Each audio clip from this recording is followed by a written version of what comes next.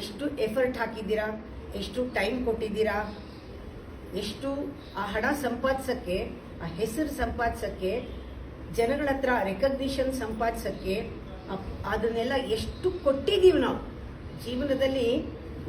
ನಮ್ಮ ಎಷ್ಟೋ ಕಾಲವನ್ನು ಅದಕ್ಕೆ ಕೊಟ್ಟಿದ್ದೀವಿ, ಎನರ್ಜಿ ಕೊಟ್ಟಿದ್ದೀವಿ, ಟೈಮ್ ಕೊಟ್ಟಿದ್ದೀವಿ, ಏನೆಲ್ಲ ಕೊಟ್ಟಿದ್ದೀವಿ, ಇಲ್ಲದೆ ಕೊಡ್ತಾ ಇರಲಿಲ್ಲ.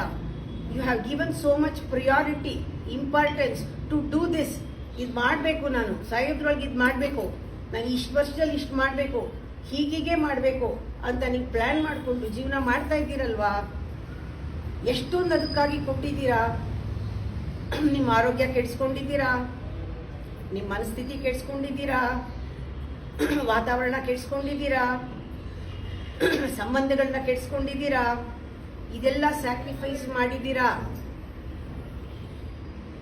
ಏನೋ ಒಂದು ಸಕ್ಸಸ್